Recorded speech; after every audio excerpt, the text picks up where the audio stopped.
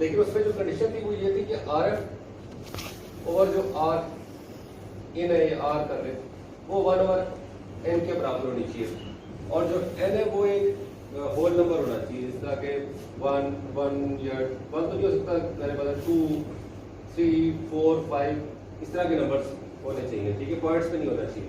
अगर पॉइंट में होगा तो आप उससे नेक्स्ट नंबर ले लोगे। फॉर एग्जांपल आप अगर आपके पास 1/3.3 आता है तो आप 1/4 ले लोगे, वो नेक्स्ट होल नंबर पे चले जाओगे। लेकिन ऐसा सवाल मुश्किल ये मिले, ज़्यादातर ये होता है कि आपने तो या तो खुद डिफाइन करना है या जो रेशियो डिफाइन की होती है वो ठीक क्लास डिफाइन की होती है। ये तीन हमने लास्ट क्लास में कर लिया, चौथा करना है। चौथा जो है वो स्केलिंग एडर है। स्केलिंग में जो फर्क है वो ये है कि आपकी जो रेजिस्टेंस है वो इक्वल नहीं होगी, इस तरह R1 R2 सारी बराबर नहीं होगी, इनमें से कुछ एक आध बराबर हो सकती है, मतलब हतमी तौर पर नहीं कह सकते कि कोई भी बराबर नहीं होगी, लेकिन जिस तरह इनके अंदर देखें कि सारी की सारी बराबर चलती है, बगैर देखे हमें पता है कि सारी इक्वल है। यहाँ पे ऐसा चक्कर नहीं है, यहाँ डिफरेंट है। ये इसकी एक्सप्रेशन है V out equal to minus RF over R1 P1 फिर RF over R2 P2।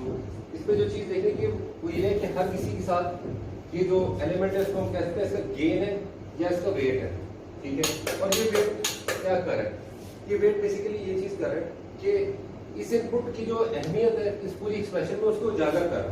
For example हम एक फर्जी बात करते हैं कि अगर इस पूरी एक्सप्रेशन के अंदर सिर्फ यहाँ पे 1 है और बाकी जगह 0 है तो आउटपुट पे सिर्फ इनपुट 1 का इफेक्ट आ रहा होगा। इसी तरह अगर मैं इसको 0 कर दूं और बाकी सारों को 1 कर दूं या इसको 1 कर दूं तो इनपुट 2 का इफेक्ट जो है आउटपुट पे आ रहा होगा।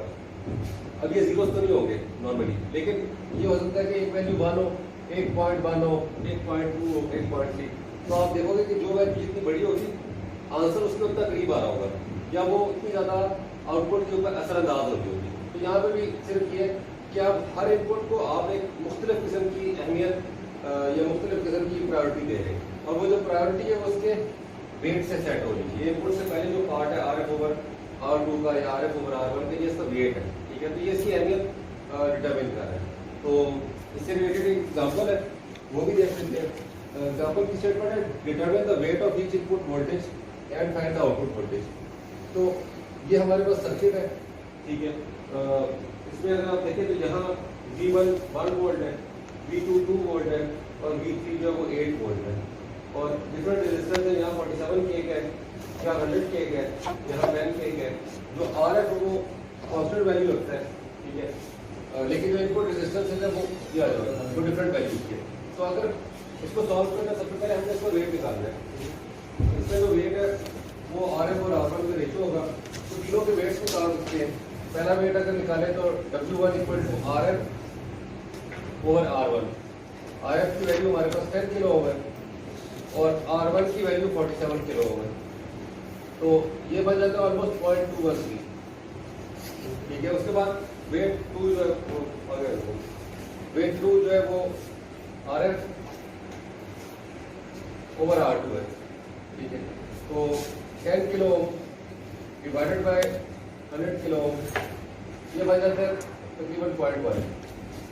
उसके बाद जो थर्ड इनपुट है ये वाली, इसका weight W3 equal to RF over R3, तो ये 10 kilo ohm divided by 10 kilo ohm, तो वेट इसका बन जाता है 1।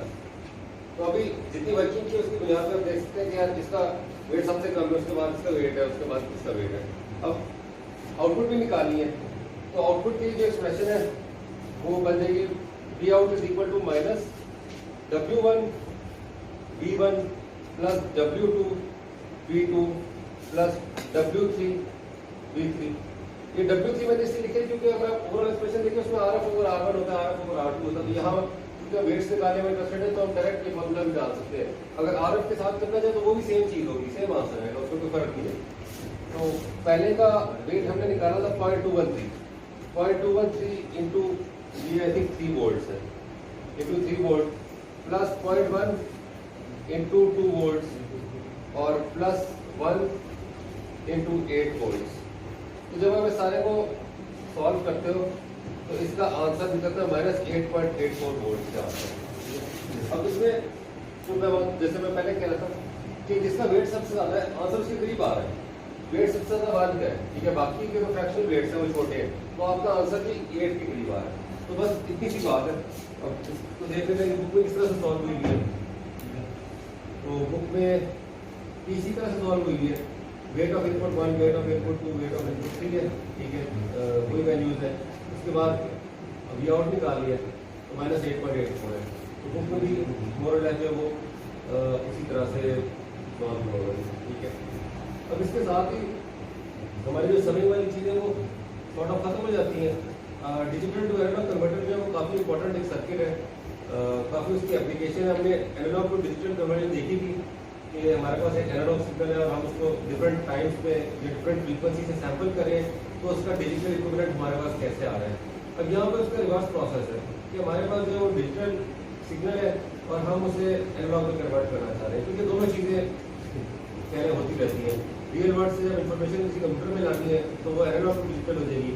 तो जब कंप्यूटर प्रोसेसिंग करके कोई कमांड देगा कि यार अच्छा ये काम करो, तो लाजमी बात है कंप्यूटर डिजिटल इन्फॉर्मेशन जनरेट करेगा और फिर हम चाहेंगे किसी तरह से वो एनालॉग डोमेन के अंदर आ जाए, ठीक है। वो करंट हो सकता है, वो प्रेशर हो सकता है, वो मैकेनिकल फोर्स हो सकती है, वो कोई भी चीज़ हो सकती है कि जो एनालॉग वर्ल्ड के अंदर एग्जिस्ट कर रही हो। अब यहाँ पे 2 टाइप के डिजिटल टू एनालॉग कन्वर्टर हैं जो आपको दिखाएंगे। एक तो वो कहते हैं बाइनरी वेटेड डैक, ठीक है, जो कि स्केलिंग एडर से मिलता जुलता होगा, अभी जो स्केलिंग एडर की उससे मिलता जुलता होगा। और दूसरा जो है वो R to R एडर। तो पहले बाइनरी वेटेड डैक को देखते हैं। ये बाइनरी वेटेड डैक का सर्किट है। इसमें अगर आप देखें तो आप असल में 4 बिट्स के साथ प्ले कर रहे हैं। ये 4 बिट के लिए बना है। तो यहाँ पे 4 बिट का सर्किट है, उसमें यहाँ पे R है, यहाँ पे 2 R है, यहाँ पे 4 R है और यहाँ पे 8 R है। अब थोड़ा सा ध्यान में लेके आए जो स्केलिंग में रखी है, जिसके साथ रेजिस्टेंस बड़ा है उसकी प्रायोरिटी कम है, जिसके साथ रेजिस्टेंस छोटा है उसकी प्रायोरिटी ज़्यादा है। जैसे कि अगर आप वैल्यूज देखें ना, इसकी वैल्यू 1 है, इसकी वैल्यू 0.5, जिसका जितना बड़ा रेजिस्टेंस उसकी प्रायोरिटी उतनी कम है। इसी कॉन्सेप्ट को याद रखिए कि इसके साथ रेजिस्टेंस कम है R है, इसकी प्रायोरिटी सबसे ज़्यादा है, उसके बाद इसकी प्रायोरिटी है, उसके बाद इसकी प्रायोरिटी है, उसके बाद इसकी प्रायोरिटी है। और अब ये क्यों है इस तरह? इसकी वजह ये कि ये आपकी मोस्ट सिग्निफिकेंट बिट है, ठीक है। ये अगर आप देखें तो मोस्ट सिग्निफिकेंट बिट होगी, ये आपकी लीस्ट सिग्निफिकेंट बिट है, मैं सॉरी इसकी सेकंड नंबर पे, ये उसके बाद है और ये आपकी लीस्ट सिग्निफिकेंट बिट है। तो जो लीस्ट सिग्निफिकेंट बिट है उसकी सबसे कम प्रायोरिटी होगी। फॉर एग्जाम्पल आपके पास अगर डिजिटल दिया हुआ है,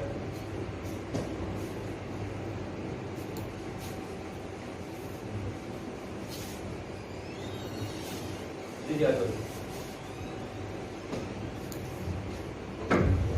फॉर एग्जाम्पल आपके पास अगर नंबर है 001, तो एनालॉग में किसके बराबर होगा? 1 के बराबर ही होगा। लेकिन अगर आपके पास 1 0 0 ये है तो ये एनालॉग में किसके बराबर होगा? 8 के बराबर होगा। तो यार बिट तो इधर भी एक ही आई थी, बिट तो एक ही है, देखिए यहाँ, लेकिन उसकी वैल्यू में कितना फर्क है। यानी ये वाली बिट इसके मुकाबले में 8 गुना ज़्यादा अहमियत है, इसी वजह से नंबर पड़ा है। इसी कॉन्सेप्ट को यहाँ पे ये कर रहे हैं और ये चीज़ नजर में आती है कि यार ये वाली बिट इसके मुकाबले में 8 गुना अहमियत रखती है, ये वाली बिट इसके मुकाबले में 4 गुना अहमियत रखती है, ये वाली बिट इसके मुकाबले में 2 गुना अहमियत रखती है। ये करके देख सकते हैं। अगर मैं करूँ 0 1 0 0 तो यहाँ पे आंसर प्रॉब्ली 4 आ रहा है, ठीक है। तो 2 पावर 3, 2 पावर 2, 2 पावर 1, 2 पावर 0। तो ये जैसे एक जनरल साइंस का मैंने बताया।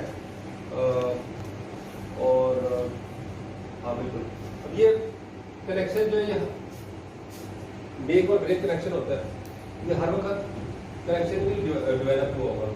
ये कनेक्शन डेवलप होगा अकॉर्डिंग टू जो बिट सीक्वेंस चार्ट होगी, ठीक है। वरना अगर ये कॉन्स्टेंटली कनेक्टेड हो इसका मतलब हर वक्त आपको हाई बिट्स मिलेंगे। अगर हर वक्त ये कनेक्टेड हो फिर तो सारे हाई हैं, लेकिन ये डिपेंड कर होगा कि क्या सिनारियो है, ठीक है। सिनारियो की कॉरस्पॉन्डिंग कनेक्शन जो है वो मेक हो जाएगा या ब्रेक हो जाएगा। अगर ये जो कनेक्शन है ये ऊपर कनेक्टेड होगा तो इट मींस कि 0 है इसकी वैल्यू, क्योंकि अगर आप देखें ऊपर ये ऊपर कॉमन एक कॉमन बस कह रहे हो उसको, ये कॉमन बस या कॉमन लाइन सबको टच कर रही है, इधर इधर इधर इधर, और ये किसके साथ कनेक्टेड है?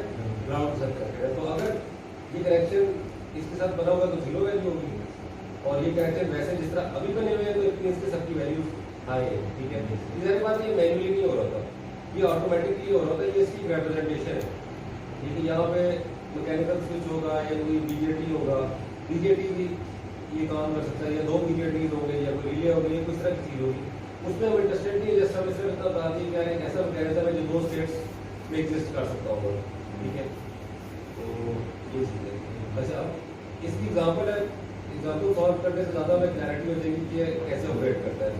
तो इसमें जो क्वेश्चन स्टेटमेंट है, determine the output voltage of the DAC, the sequence of 4 digit binary codes represented by the waveforms are fed to the inputs. A high level is a binary one and a low level is a binary zero. तो ये circuit है, ठीक है, जो binary weighted DAC है या scaling adder की तरह का DAC है। इसमें फिर दोबारा देखिए जो रेजिस्टेंस की वैल्यूज है वो सेम रेशियो से जा रही है। यहाँ पे R, अगर R यहाँ मतलब जनरल फॉर्म दी है, इसकी वैल्यू मेंशन नहीं है, यहाँ इस केस में R की वैल्यू 25 होगी। तो आप देखिए 25 multiply by 2 power 0, 25 multiply by 2 power 1, 25 multiply by 2 power 2, और 25 को 4 से मल्टीप्लाई करें तो 100 ही आता है, और 25 मल्टीप्लाई बाय 2 पावर 8, 25 into 8। तो यहाँ पे ये लिखा है 8R, 4R, 2R, R25 थे, और ये इसको चेक करें तो एग्जैक्टली इसी पैटर्न में चल रहा है। और इसको इंश्योर करना है, अगर आप इस पैटर्न के नीचे लाएंगे, या अगर इससे ज़्यादा होगा फॉर एग्जाम्पल, तो अगर 5 बिट्स है तो फिर 2 पावर 5 यानी 16R आना चाहिए, उसके बाद फिर 32R आना चाहिए, 64 जो भी बिट सीक्वेंस उसकी बनती है। तो अगर आप चाहते हैं कि सही तरह से काम करें। अब ये राइट साइड में देखें तो आपको इनपुट्स दी हुई है डिफरेंट बिट्स की। अच्छा यार, पहले सबको 0 कर दो, ठीक है, ये भी 0 है, ये भी 0 है, ये भी 0 है, ये भी 0 है।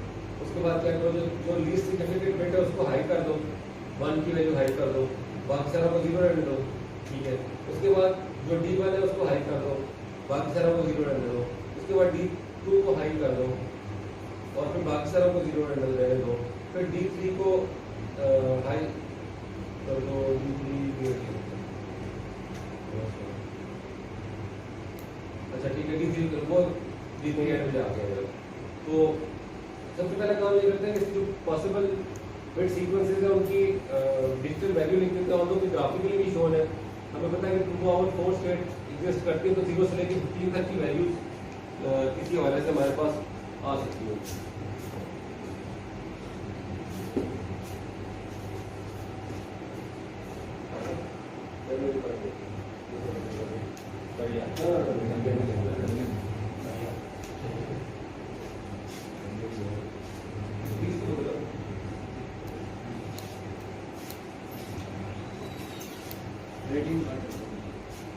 अच्छा, तो अब यहाँ पहली स्टेट आपकी बनेगी यार 0 0 0 0, फिर 0 0 0 1, फिर 0 0 1 0, फिर 0 0 1 1,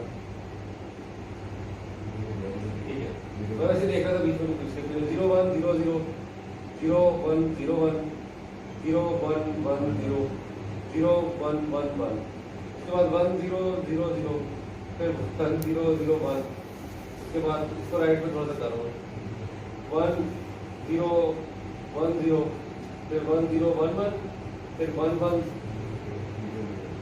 0 0, फिर 1 1 0 1, फिर 1 1 0, और फिर ये 4, 1 2 3 4 5 6 7 8 9 10 11 12 13 14 15 16, ये 16 स्टेप्स होंगे।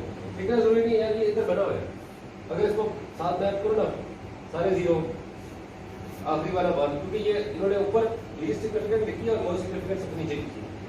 इसी तरह अगर आप इसको चेक करोगे, मैं वेरीफाई नहीं करना चाह रहा लेकिन अगर आप खुद करेंगे ना, आपको नजर आएगा ये ग्राफिकल सीक्वेंस यही चीज है, ठीक है। ये सेम वैल्यू, फॉर एग्जांपल आखिरी वैल्यू देख लेते हैं, आखिरी वैल्यू इधर है, सब हाई है, उससे एक बार पहले देख लेते हैं, सिर्फ ये वाली वैल्यू 0 है, ये सेम ही है, आप चेक करने सीक्वेंस में बना। अच्छा, अब जो चीज़ इंपॉर्टेंट है वो ये करते हैं कि हम देखते हैं कि इंडिविजुअल ये जो बिट्स है या जो पिन्स है, इनको हाई करने का क्या करते हैं, ठीक है। तो हमारे पास जो 4 पिन्स है, 4 बिट्स है, हम देखते हैं कि इनको हाई करने के क्या करते हैं। सबसे पहले देख लेते हैं कि इसको मैं अगर हाई करूँ, और हाई का मतलब लॉजिकल हाई है, ठीक है, ये 5 वोल्ट की करस्पॉन्ड कर रहा है, ये लॉजिकल वन का मतलब है कि किसी वोल्टेज लेवल के साथ लिंक्ड है। तो यहाँ उन्होंने डिफाइन किया है कि यार इसकी क्वेरी में डिफाइन किया था कि 5 वोल्ट के साथ लिंक्ड है। तो अब हमने ये फाइंड करना है कि जब 5 वोल्ट अप्लाई करते हैं तो यहाँ से कितना करंट फ्लो करता है, ठीक है। और वो जो करंट फ्लो करेगा, यहाँ पे जो हमने कहा था वर्चुअल ग्राउंड की वजह से कि V पॉजिटिव जो है वो V नेगेटिव पे होता है, ठीक है, और V नेगेटिव 0 पे होता है क्योंकि ये चीज 0 है। तो इसकी जो एक्सप्रेशन बनेगी I नॉट की, वो बन जाएगी I nought is equal to 5 volt minus 0 divided by 200 kilo ohm. तो ये आपके पास बन जाता है 25 माइक्रो एम्पियर, ठीक है। अगर आप इसको सॉल्व करें ना तो मिली एम्पियर में भी कर सकते हैं, और अगर माइक्रो एम्पियर में करना चाहते हो तो भी कर सकते हैं। मिली एम्पियर में करोगे तो 0.05 मिली एम्पियर वैल्यू आ जाएगी, और यहाँ से माइक्रो एम्पियर में कर सकते हो। इसके बाद फिर देखेंगे कि जो नेक्स्ट बिट है D1 वाली, उसको हाई करेंगे। तो इस तरह करके हम सबके साथ ये यूज करेंगे।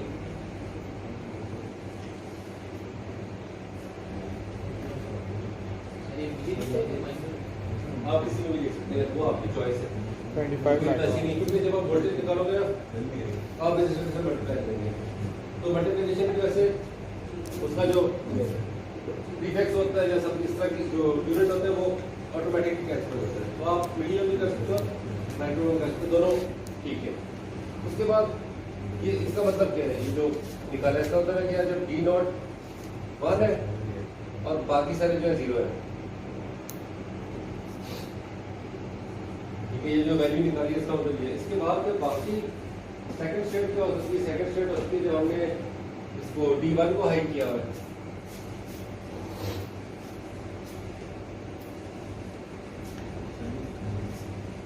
ये इसको हाई किया है। तो जब इसको हाई करेंगे तो हमारे पास जो करंट है I1 is equal to 5 volt minus 0 divided by 100 kilo ओम।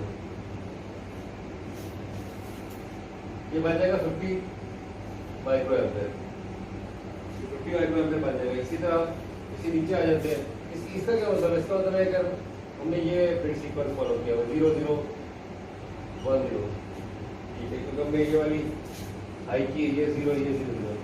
उसके बाद अगर हमने ये वाला सीक्वेंस फॉलो किया, हमने D2 को हाई किया होगा, तो हमारे पास करंट आ जाएगा I2 is equal to 5 volt minus 0 divided by 50 kilo ओम।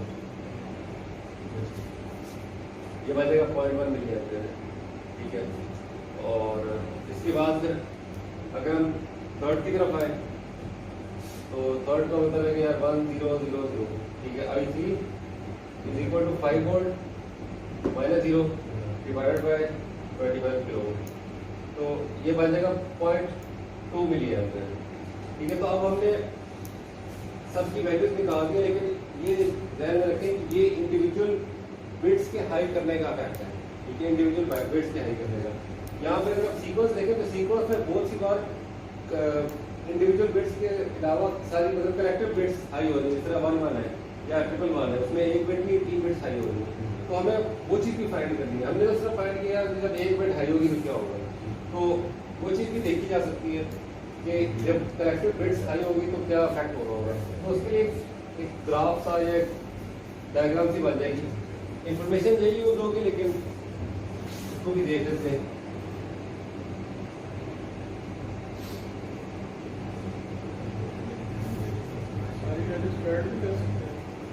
उसके कुछ सोल्यूशन उसी तरह का होगा, उनके एडिशन बेस पे निकल रहा होगा, लेकिन सारी को ऐड करने का मतलब है कि आपने ये इसकी वैल्यू निकाल दी, ठीक है। और हमारे पास तो इंटरमीडिएट वैल्यू तो निकल रही है, सब चीज़ों को फैक्टर इन करना है।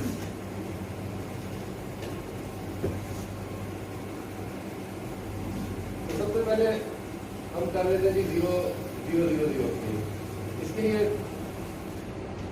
तो वैल्यू 0 थी। उसके बाद हम देख लेते हैं 0 0 0 1 के लिए, ठीक है। इसके लिए हमारे पास सॉरी मैंने आउटपुट नहीं करी, पहले ये जो जब मैं करंट निकाल लिए थे उन करंट से वोल्टेज निकाल लिया। तो सबसे पहले मैं आई नॉट की वजह से जो करंट है minus I nought into R है वो निकालता हूँ। माइनस ये था 25 माइक्रो एम्पियर और आर एफ की वैल्यू आई थिंक 10 किलो है, तो ये माइनस 0.25 वोल्ट बन जाएगा, ठीक है। आर एफ की वैल्यू बुक में 10 किलो है, जितना मुझे याद है। तो अगर आप माइनस 250 को 10 किलो से मल्टीप्लाई करते हैं माइनस 0.25 होगा। तो इसी तरह वी आउट 0 कर देते हैं, वी आउट 1 क्योंकि ये डी नॉट के साथ माइनस I1 into RF, ये माइनस 50 माइक्रो एम्पेयर था, minus 50 micro ampere multiply by 10 kilo, ये बन जाएगा माइनस 0.5 वोल्ट। ठीक है, तो करंट की वैल्यू से उनको सिर्फ RF के साथ मल्टीप्लाई करना है क्योंकि वी आउट निकालना चाहते हैं, वो करंट करना और हमें फाइंड करना है कि जब ये गेट हाई होगी तो आउटपुट में वोल्टेज कितना आ रहा है। ठीक है, इसी तरह अगर वी आउट 2 की बात करें तो V out 2 is equal to minus I2 RF, तो ये minus 0.1 milli ampere into 10 kilo, तो ये बन जाएगा कि माइनस 1 वोल्ट। ठीक है, इसी तरह जो वी आउट 3 है वो माइनस I3 RF और ये वैल्यू थी minus 0.2 milli ampere into 10 kilo, तो ये बना था माइनस 2 वोल्ट। ठीक है, अब इन सब को मिलाना है तो ये वाली बिट हाई होगी तो यहाँ हमारे पास आ जाएगा माइनस 0.25 वोल्ट। ठीक है, इसके बाद दूसरा जो सीक्वेंस बनता है वो क्या बन सकता है, 0 0 1 0, ये सीक्वेंस बन सकता है। तो इसमें आ जाएगा माइनस 0.5 वोल्ट। ठीक है, उसके बाद जो तीसरा सीक्वेंस बनता है वो बनता है जी 0 0 1 1, तो ये भी हाई है और ये भी हाई है, दोनों का ऐड करते हैं तो अब ये बन जाएगा माइनस 0.75। उसके बाद तीसरा सीक्वेंस आ जाएगा 0 1 0 0, तो तीसरे सीक्वेंस की वैल्यू क्या है, माइनस 1 वोल्ट। और आप देखिए सब के दरमियान जो डिफरेंस है ना वो 0.25 पे क्या आता है। ठीक है, हर बिट के स्विच होने में या हर बिट के हाई होने पे जो वोल्टेज इंक्रीज हो रही है वो माइनस 0.25 पे इंक्रीज हो रहा है, इसके दरमियान माइनस 0.25, इसके दरमियान सबके दरमियान कॉन्स्टेंट डिफरेंस आता है। अब मजीद आगे चलते हैं, 0 1 0 1। ठीक है, तो ये 1 के बराबर है और ये 0.25 के बराबर है, तो यहाँ पे आ जाएगा माइनस 1.25 वोल्ट। ठीक है, इसी तरह से आगे मजीद चलते हैं, 0 1 1 0, तो ये माइनस 1 है और ये माइनस 0.5 है, तो इधर आ जाएगा माइनस 1.5। इसी तरह मैं से आगे जा सकता हूँ, 0 1 1 1, तो माइनस 1 माइनस 0.5 और माइनस 0.25, तो ये बनेगा माइनस 1.75। ठीक है, बल्कि नीचे जा सकते हैं, इसको 1 0 0 से करते हैं, ये माइनस 2 आ जाएगा डायरेक्ट।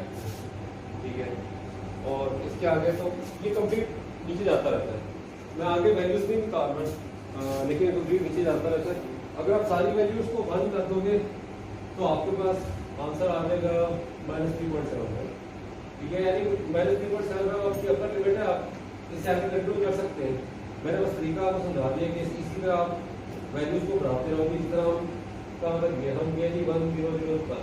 ठीक है, तो 1 0 0 तक माइनस 2 आ रहा है, उसके बाद 1 0 0 1, तो माइनस 2.25 आ जाएगा, फिर 1 0 0 1 0 1 0, तो हमारे पास आ जाएगा माइनस 2.5, फिर आएगा 1 0 1 1, तो माइनस 2.75, फिर 1 1 0 0 माइनस 3 आ जाएगा, फिर करते करते माइनस 3.75 तक हम हो जाएंगे।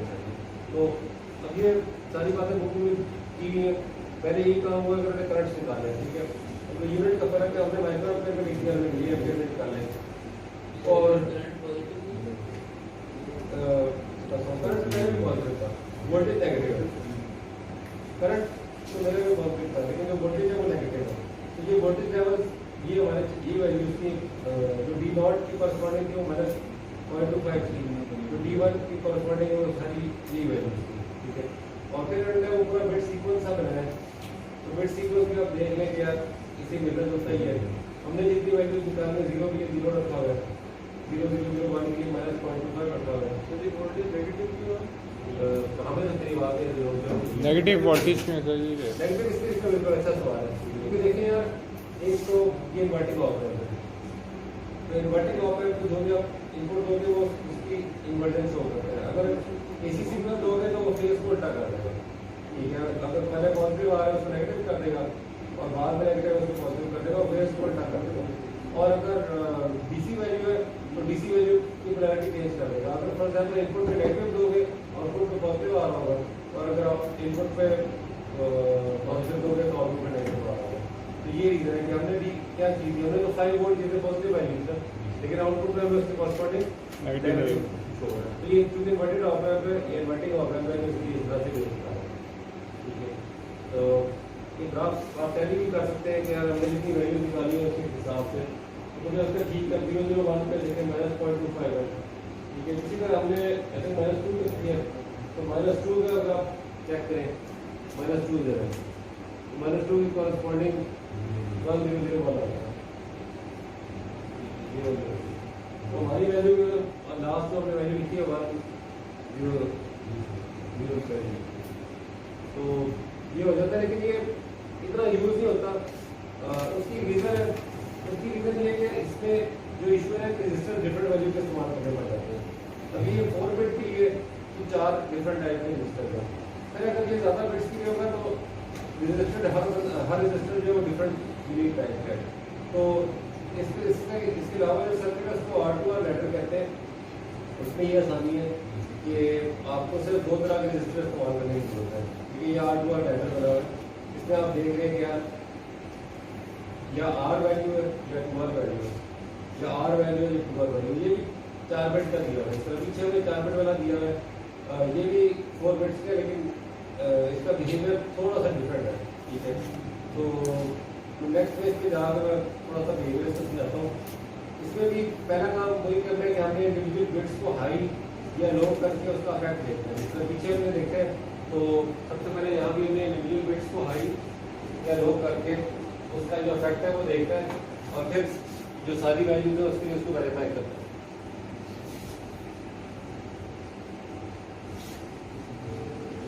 ये थोड़ा सा इसमें ये वर्किंग ज़्यादा इन्वॉल्व होती है सारे सर्किट में। सबसे पहला काम ये करते हैं कि मैं जो D0 है ना उसको 0 करता हूँ। ठीक है, तो D0 को 0 करने के बाद क्या इफेक्ट होता है, तो D0 को 0 करेंगे, बल्कि D0 को 0 करें, D1 को 0 करें, D2 को 0 करें और सिर्फ D3 को हाई रखें। ये जो पहला केस है इसमें D3 हाई है, बाकी सारे लो है या 0 है, तो ये हाई है, बाकी ये भी लो, ये भी लो, ये भी लो। अब ये अगर लो है इसका मतलब इसका ग्राउंड है। ठीक है, तो समझ किया जा सकता है। ये पॉइंट्स इन दोनों रजिस्टर से कॉमन है, R2 का और R1 का। ये ग्राउंड भी कॉमन हो गया, तो ये दो रजिस्टर आपस में पैरेलल में हो गए। बिल्कुल, अगर ये पैरेलल में हो गए तो यहाँ पे क्या आ जाएगा, R आ जाएगा। ये R हो गया, ये R होगा, आपस में ऐड हो जाएंगे, 2R हो जाएगा। अच्छा, 2R हो गए, यहाँ पे कोई कॉमन और फिर वो ग्राउंड है, तो ये ग्राउंड के साथ है, फिर R हो जाएगा। ठीक है, ये इसका ऐड हो जाएगा, 2R हो जाएगा। ये फिर दोबारा इसका करेगा, R हो जाएगा। ये फिर ऐड होगा, 2R होगा। तो इवेंचुअली आपके पास जो चीज़ आ रही है वो बेसिकली ये है कि D3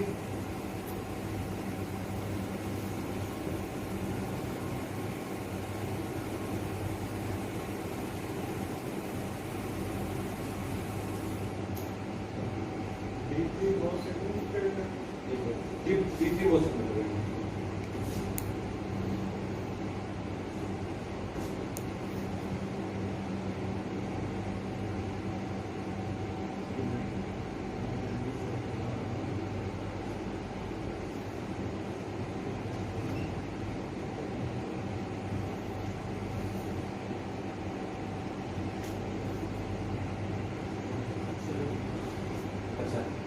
एक मिनट।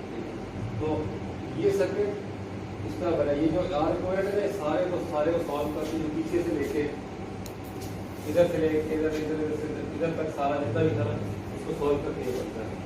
तो क्वेश्चन क्या है, कैसे ऐड किए? ठीक है, मैं भी ये वाला ऐसा बना रहा हूँ। ये जब पॉइंट कॉमन हो जाएगा, R2 इस तरह रहेगा,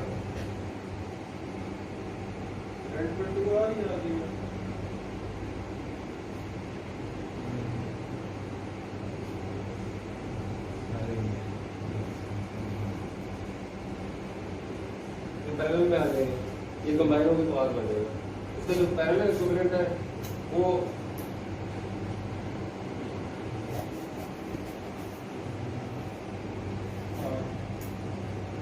R4 के साथ आ जाएगा, फिर ये ऐड हो जाएगा, फिर ऐड होने के बाद दोबारा इसका पैरेलल में बांधा होगा।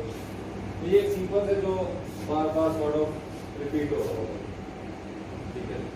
ये यहाँ पे फिर R बनाएगा, फिर यहाँ पे 2R बनाएगा, फिर R बनाएगा, फिर 2R बनाएगा और आपके पास मेरे पास 2R होगा। वैसे ज़्यादा हो जाए, वैसे तो सिंपल रजिस्टर की पैरेलल और ऐसा ही जो आपने लास्ट में आर इक्वेशन के साथ 2R हाँ, तो आर इक्विवेलेंट इस पॉइंट से लेके यहाँ पर जितना हमने सॉल्व किया उसका इक्विवेलेंट रजिस्टर ये तो हमेशा 2R बनेगा। नहीं हमेशा हुआ हो सकता है आर बजे तो सॉल्व करके बता देगा, हो सकता है बनता नहीं, मैंने इसके और से देखा, लेकिन सॉल्व करके ये आंसर निकाले तो बेहतर लग जाए। ऐसे जगह डाल देगा 2 आ गया है और हो सकता है ना, ठीक है, इस तरह ये पक्की नहीं रखे, ये तो निकाल के वेरीफाई होगा। तो यहाँ ऊपर 2 आ रहा है, वैसे ही चेंज हो जाएगा क्योंकि हम हर तरह इस बिट को हाई नहीं करेंगे। तो जब हम डिफरेंट बिट्स को हाई करेंगे तो उसके पीछे की जो रजिस्टर जो नंबर उसका चेंज हो जाएगा, तो ये भी आंसर थोड़ा सा डिफरेंट आता है। तो यहाँ आर इक्विवेलेंट ये है। अब यहाँ हमने क्या करना, करंट निकालना है। तो अगर मैं D3 को हाई करता हूँ, ठीक है, और D3 को हाई करता हूँ, इसको मैं 5 वोल्ट से रिप्लेस कर देता हूँ और यहाँ करंट फ्लो करना शुरू कर देता है। तो करंट जब इस पॉइंट पे आएगा तो करंट क्या करेगा? अच्छा, डिवाइड एक्चुअली नहीं हो रहा। इसकी रीजन ये है कि यार वर्चुअल ग्राउंड के रूप से ये V पॉजिटिव V नेगेटिव के बराबर है और ये 0 ग्राउंड के बराबर है। तो जब करंट इधर आता है उसको नजर आता है अच्छा यार ये तो 0 वोल्ट पे सारा करंट इधर जा रहा है, तो इसको बाईपास करें तो कोई भी करंट आ सकता है। तो इससे जैसे जब करंट निकालोगे तो करंट निकालने की इक्वेशन आपको बन जाएगी I = 5 डिवाइडेड बाय 2R। ये यहाँ पर करंट है जो सर हमेशा ये फ्लो करेगा, वो आर इक्विवेलेंट निकालने का क्या फायदा? वो निकालने का फायदा इस पार्ट में विजिबल नहीं है, लेकिन नेक्स्ट एक दो पार्ट में उसका फायदा है। इस सारे में उसका फायदा नहीं है, लेकिन अगले जो केसेस है जिसमें D1 को हाई करें या D2 को हाई करें वहाँ देखेंगे उसको थोड़ा सा फायदा है, ठीक है। तो यहाँ पे करंट की वैल्यू आ गई। अब हमें पता है कि इन्वर्टिंग ऑप एम्प की जो भी आउट की वैल्यू है वो बराबर होती है -I × RF। तो RF की वैल्यू भी 2R है, तो बन जाएगा -5 वोल्ट ओवर 2R × 2R, तो -5 वोल्ट। इसका मतलब क्या हुआ कि अगर आप अपनी मोस्ट सिग्निफिकेंट बिट को हाई करते हैं या हाई करते हैं तो आपके आउटपुट में जो वोल्टेज आ रही है वो आ रही है -5, ठीक है। इसका बात करने का अवसर है। तो ऊपर भी सॉल्व हुआ है, ये पहला केस है, ठीक है। ये आर इक्विवेलेंट है टू आर, ये R7 है, यहाँ पे हाई दिया हुआ है, करंट शो कर रहा है और ये दिया हुआ है, लेकिन बुक में जो इंटरमीडिएट स्टेप्स है वो उस तरह शो नहीं है। अब आपको ये समझ ये नहीं दिया हुआ कि आर इक्विवेलेंट कैसे है, तो ज़ाहिर बात आप खुद सॉल्व करोगे या आपको पता लगेगा, लेकिन बीच के स्टेप जनरली उसमें नहीं दिया, उसमें बस ये शो कि आर इक्विवेलेंट इतना आ रहा है, ठीक है। तो इसलिए वो मैं थोड़ा बता रहा हूँ। तो ये मोस्ट सिग्निफिकेंट बिट को हाई करने का फैक्टर है। उसके बाद आपने D2 को हाई करना है, ठीक है। तो D2 को हाई करने वाला देखते हैं, इसको रफ कर लेते हैं। अब जब हम D2 को हाई करें वो फैक्टर देख लेते हैं, उससे हमारे पास क्या चीज़ आती है।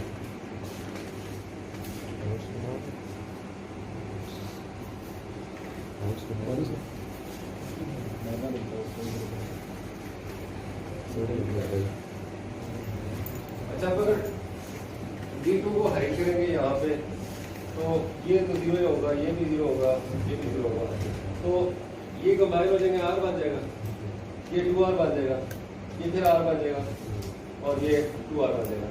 तो जो सर्किट हमारे पास आएगा वो आएगा, यहाँ D2 होगा, नीचे कोई इक्विवेलेंट होगा, ये R5 है,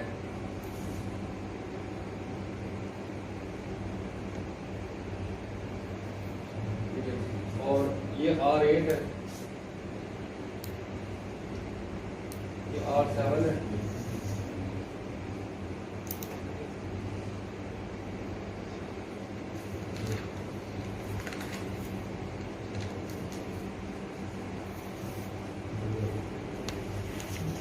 अच्छा यहाँ पे थोड़ा सा देखना पड़ेगा कि यार वोल्टेज किस तरह से बिहेव कर रही है।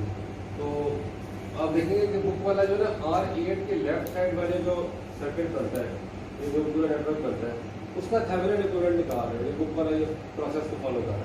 तो अगर मैं भी R8 के लेफ्ट साइड वाले सर्किट को बना दूँ अलग से, तो चूंकि मेरे D2 को तो वैसे ही हाई कर रहे हैं, तो यहाँ पे एक वोल्टेज सोर्स आ जाएगी और मेरे पास दो रजिस्टर है, ये 2R है और दूसरा 2R है, ठीक है। अब मैं कहता हूँ कि इसके अक्रॉस जो वोल्टेज है वो VTH है, जो इधर शो हो रही होगी, और ये भी 2R है, तो बड़े आराम से निकल सकती है VTH जस्ट वोल्टेज डिवाइडर आप अप्लाई करें। तो चूंकि दोनों रजिस्टर सेम वैल्यू के हैं, तो आपके पास VTH की वैल्यू जो है वो 2.5 आ जाएगी।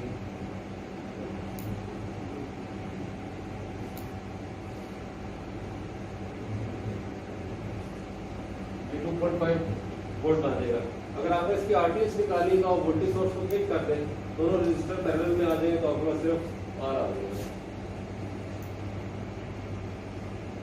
अब इधर इसको किस तरह डाला जाए, तो यहाँ पे ये करेंगे कि जो हमने लेफ्ट कर बनाया है ये वाला हिस्सा, इसको हटा देंगे यहाँ से, और मेरे पास सिर्फ एक रजिस्टर आ जाएगा। ये RTH की वैल्यू, ये R8 की वैल्यू और VTH की वैल्यू मुझे पता 2.5 वोल्ट है। तो अब अगर मैंने करंट निकालना है तो सेम एज बिफोर, यहाँ पे करंट नहीं जाएगा, क्योंकि जब करंट इधर आएगा उसको नजर आ रहा है यार ये तो 0 वोल्ट है, तो दोबारा इस रजिस्टर को बाईपास करवा देगा।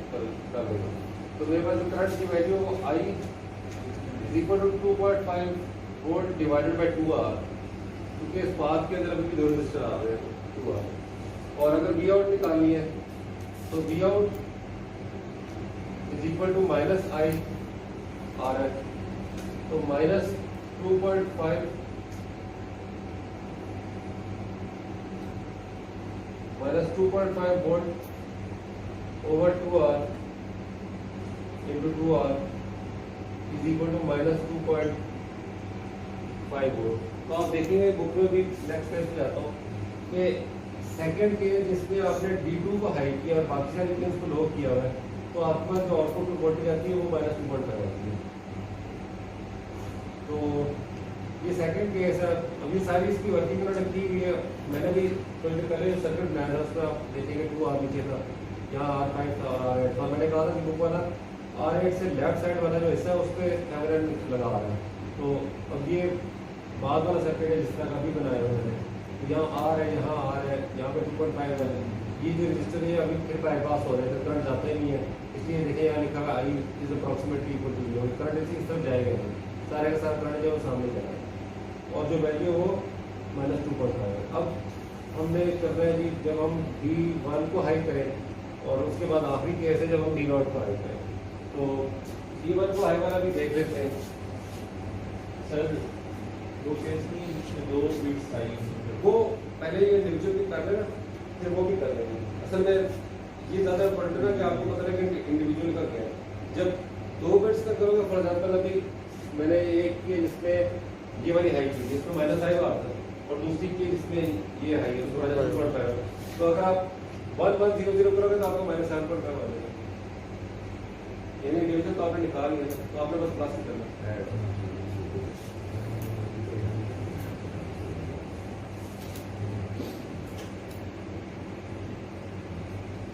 तो अब D1 को अगर हाई करना है कि यहाँ R हो जाएगा, यहाँ 2R हो जाएगा, जो सर्किट बनेगा वो बनेगा हमारे पास D1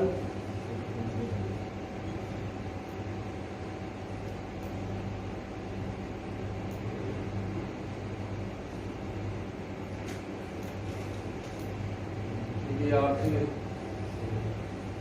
और यहाँ R6 आ जाएगा।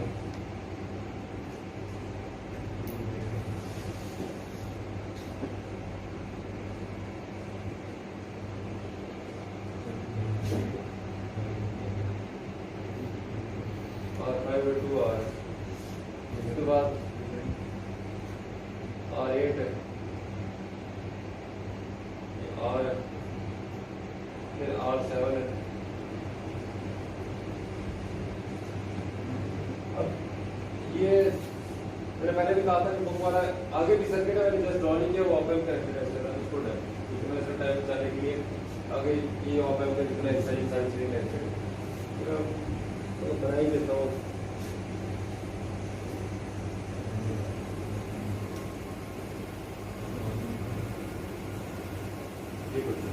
तो वो पता चला इससे पीछे पीछे के पार्ट का कहता है कि सर्किट में, तो हम भी ये काम करते हैं यार, इससे लेफ्ट साइड के जो सर्किट है उसको बना देते हैं। क्योंकि D1 को हमने हाई करना है, तो यहाँ 5 वोल्ट आ जाएगा, यहाँ 2R आ जाएगा, यहाँ 2R आ जाएगा, फिर R आ जाएगा बीच में, फिर 2R आ जाएगा। हमें यहाँ पे भी चाहिए, ये 5 वोल्ट हो जाएगा, ये 2R है, ये 2R है, ये R है, और ये 2R है। करंट की वैल्यू I1 रख लेते हैं, मैश एनालिसिस से ये सॉल्व हो जाएगा।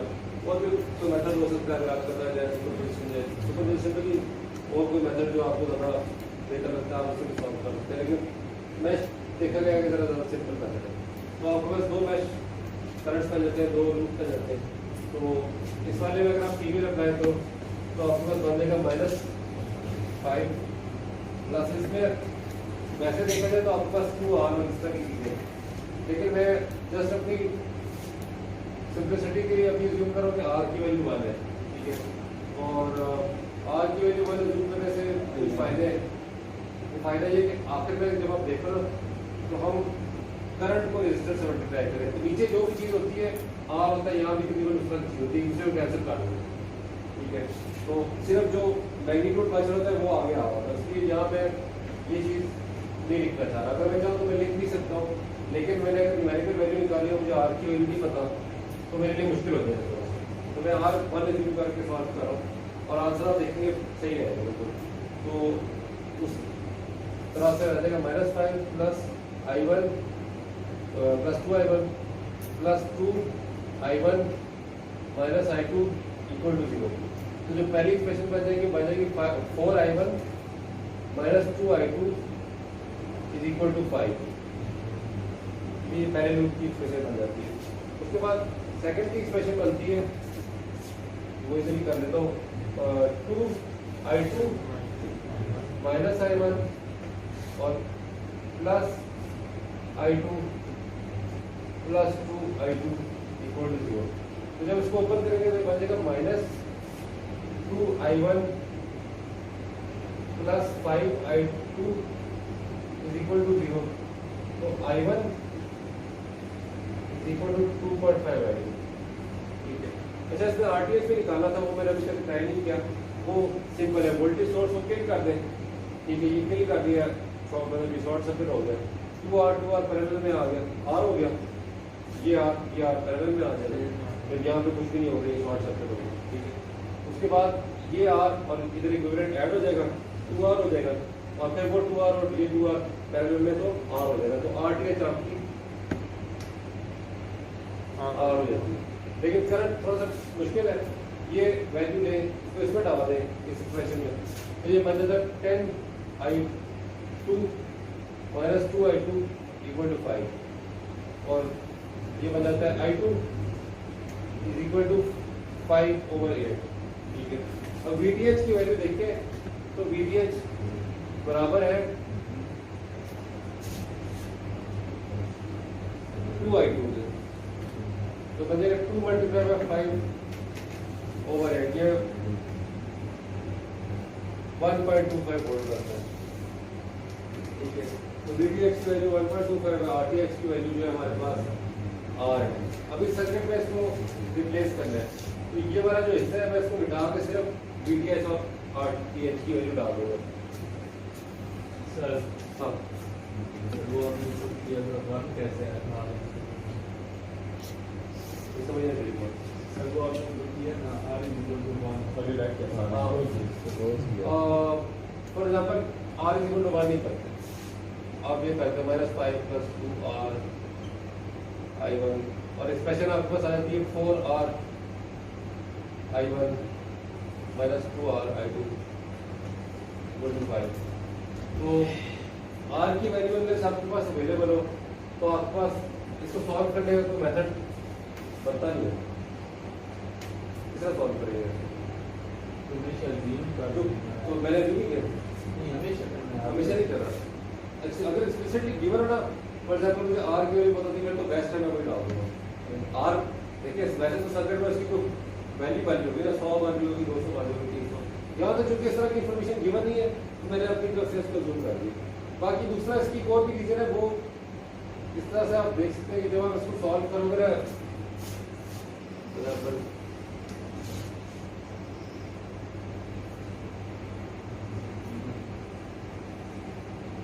यहाँ पे अगर 2r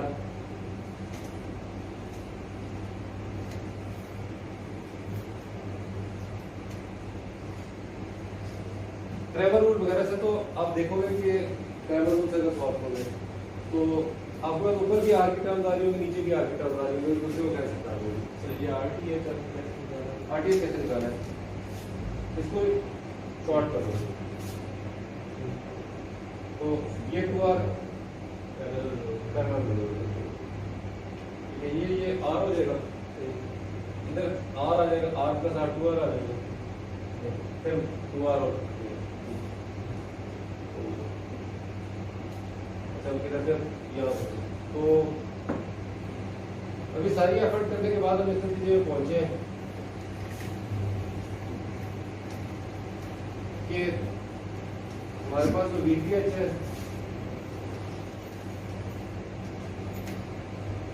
वो बराबर है कि 1.25 वोल्ट के। सारी एफर्ट का ये नतीजा है।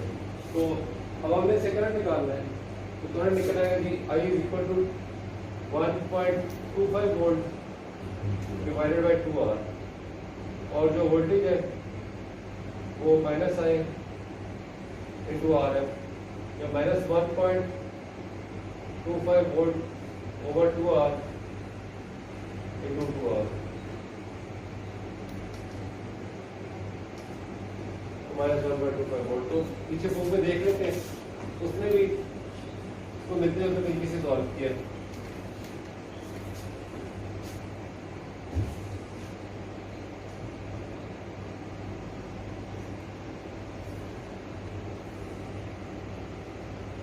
तो देख सकते हैं आपके यार ये पहला वाला पार्ट है जो पहले बना होता है, नीचे वाला सर्किट सारा, और उसके बाद आउटपुट इसकी -1.25 है, RTH जिसकी R है, VTH 1.25 है। इसलिए बुक के सॉल्व करने का तरीका नहीं दिया हुआ, सॉल्व इसी तरह ही होता है, पता होना चाहिए, तो इसलिए मैंने करवा दिए, वरना सवाल मेरा लंबा बन जाता है, उस तरह से सवाल आए उस तरह नाम भी है सिक्योरिटी की बात उसके बाद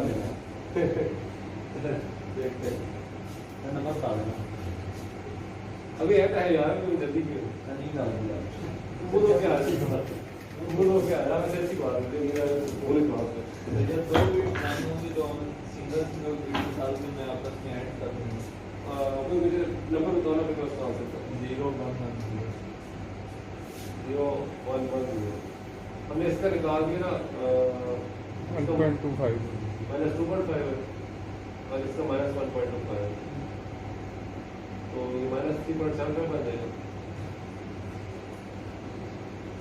पहले 0.00 के लिए निकालेंगे, वो तो निकलने को हमने स्टार्ट क्लास किया था, निकाल दिया, लेकिन अगर हम पेपर में गिवन होगा तो हमें सीधा हाँ पहले 0.00। अच्छा ये जरूरी नहीं कि आप B3 से स्टार्ट करो, आप B0 से भी स्टार्ट कर सकते हो। एरिया में ऐड कर इसके मतलब सही इसकी कॉरस्पॉन्डिंग कितना है, माइनस करना है या ऐड करना है? वो तो माइनस साइन है तो ऐड करोगे तो हाँ रहेगा, जनरली ऐड ही है। हाँ ऐड हो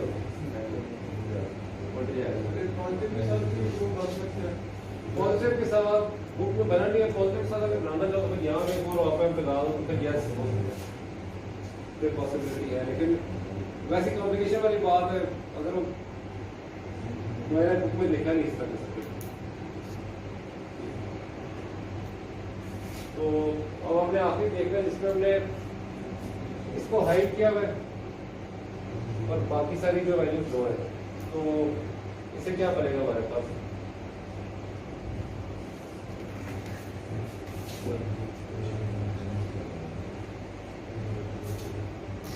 सबसे पहले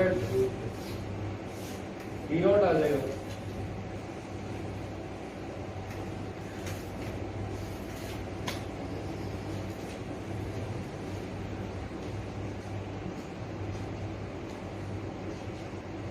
फिर R4 आ जाएगा,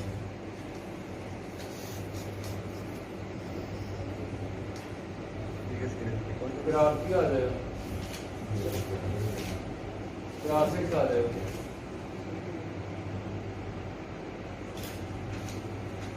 फिर R5 आ जाएगा, तो उसके बाद R8 आ जाएगा और R7 आ जाएगा।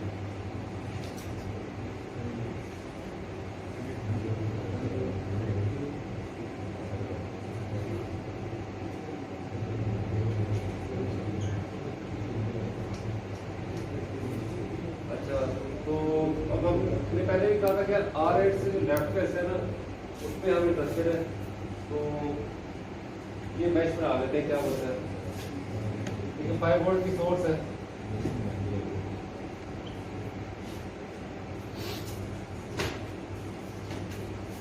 और फिर हमारे पास R8 से पीछे ले सकते, हाँ पीछे तक लेंगे, यहाँ पे 2R आ जाएगा। खास फीचर जो मुझे समझ आएगा ना, वो ये बाईपास का जो इफेक्ट है ना, ये रेजिस्टर रूल्स के हवाले से वैलिड नहीं है।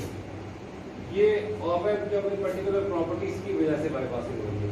नॉर्मली अगर देखा जाए तो ये इस तरह नहीं होता, लेकिन क्योंकि यहाँ फॉर एग्जाम्पल ये अजीब सा काम हो जाएगा। यहाँ पे अगर आप उसको बनाओगे ना, तो इसका मतलब है कि यहाँ पे ग्राउंड है, तो आप 2 ग्राउंड दिए हुए, कैसे पॉसिबल? तो एक तकलीफ आ जाएगी, इसलिए वो इसको अवॉइड करने के लिए कहते हैं कि इस चीज़ को भी रहना, क्योंकि ये मल्टीपल उन्होंने कॉन्सेप्ट लगाया हुआ है कि इधर भी ग्राउंड है, इधर भी ग्राउंड कैसे हो सकता है, तो वो बाकी सबको भी बाईपास करवा देगा। अच्छा, यहाँ पे R है, यहाँ पे 2R है, उसके बाद यहाँ पे R है और यहाँ पे 2R है, और यहाँ पे आपके पास BTS है, और ये P2R है, और ये भी R है। तो आप 3 मैच करंट्स थे, उसका पहले हमने 2 लिए थे। पहले वाली एक्सप्रेशन तो अभी भी वैलिड है, ठीक है। पहले एक्सप्रेशन हमारी थी जो 4I1 - 2I2 = 5 है, ये एक्सप्रेशन थी, ये अभी भी वैलिड है। तो सेकंड एक्सप्रेशन है वो बन जाएगी कि 2I2 - I1 + I2 + 2I2 - I3 = 0। तो -2I1 + 5I2 - 2I3 = 0, ये आपकी सेकंड एक्सप्रेशन बन जाएगी। और जो थर्ड एक्सप्रेशन है वो बन जाएगी 2I3 - I2 + I3 और + 2I3 = 0। ये बन जाएगा जी -2I2 + 5I3 = 0। अब इसको थोड़ा मैट्रिक्स फॉर्म में भी लिखा जा सकता है, वो फिगर्स के साथ। ये A1 4 -2 0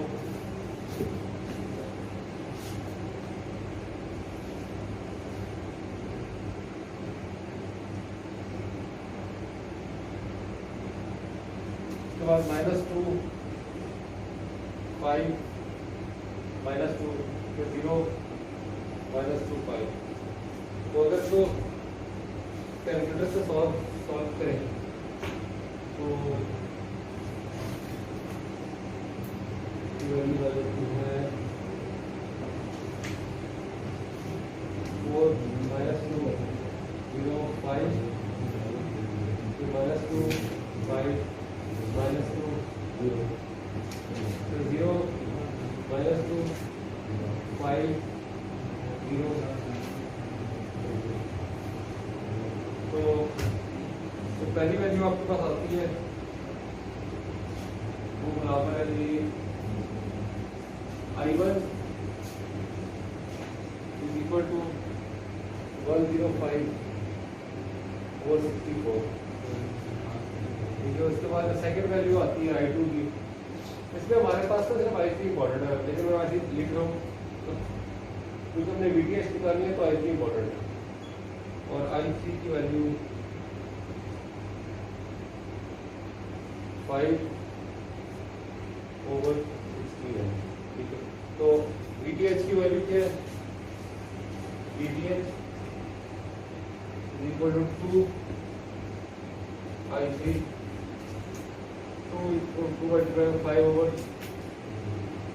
ये मैंने था 0.625 वोल्ट। अब इस सारे को अगर मॉडिफाई करो ना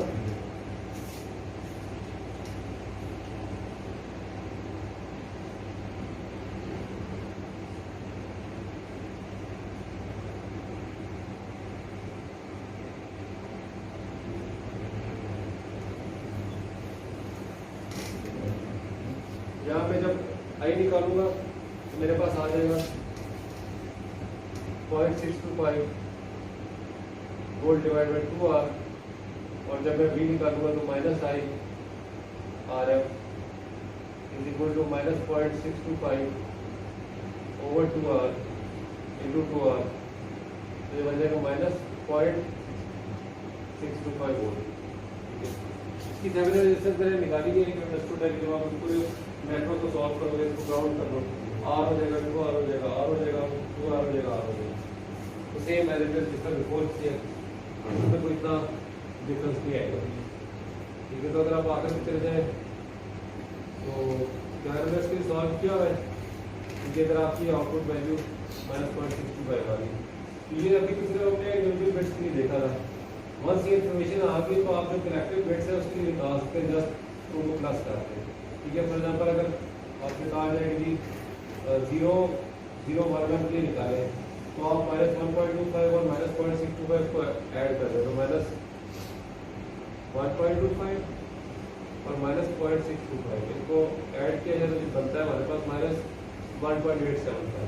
ठीक है, इस तरह सबको ऐड कर देंगे तो आई थिंक -7.375। तो इसके साथ जो लेटर वाला है वो खत्म हो जाता है और ये टॉपिक भी खत्म हो जाता है। उसके एक दो छोटे छोटे सवाल हैं वो देख लेते हैं, फिर आपको जवाब से। तो पहला जी क्वेश्चन है कि डिफाइन समिंग पॉइंट। तो जब हमने समर देखा था तो उसके अंदर जो कॉमन पॉइंट था जिसके ऊपर आगे सारे सिग्नल ऐड हो रहे थे उसको समिंग पॉइंट कहते हैं। क्योंकि ये डायग्राम दी है, इसके अंदर जो ये ए पॉइंट है ना, जिधर भी आपके सिग्नल ऐड हो रहे हैं उसको समिंग पॉइंट कहते हैं। बुक में इसका नाम लिखा हुआ है तो माइनेट समिंग पॉइंट। ठीक है, तो यहाँ पर ये समिंग पॉइंट है, इधर ये समिंग पॉइंट, इधर सारे मिल गए इनपुट सिग्नल। उसके बाद दूसरा क्या what is the value of RF over R for a 5 input averaging amplifier. तो अगर आपकी 5 इनपुट एवरेजिंग एम्पलीफायर है तो इसकी value RF over R input 1/5 होगी। तो कासिम की छोटी डॉक्टिंग आता है।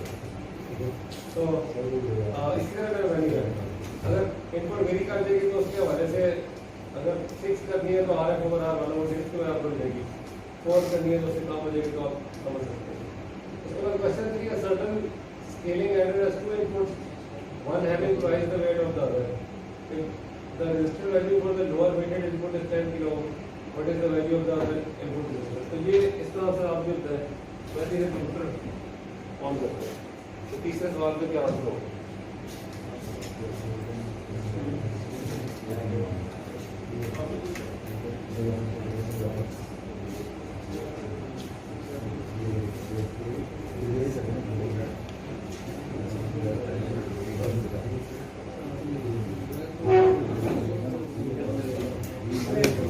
डिफरेंट प्रायोरिटीज के एक की प्रायोरिटी लो, एक की प्रायोरिटी हाई है, तो वो पूछते हैं कि जो हाई प्रायोरिटी वाला रजिस्टर उसकी वैल्यू कितनी होगी, कंटिन्यू होगी, बात कम होगी क्योंकि आर एफ ओवर आर है, तो जितना नीचे वाला आर छोटा होगा उतनी नेट वैल्यू बड़ी होगी, अगर नीचे वाली वैल्यू बड़ी होगी तो आंसर जो है वो छोटा होगा, मतलब इसकी वैल्यू 5 ये होगा।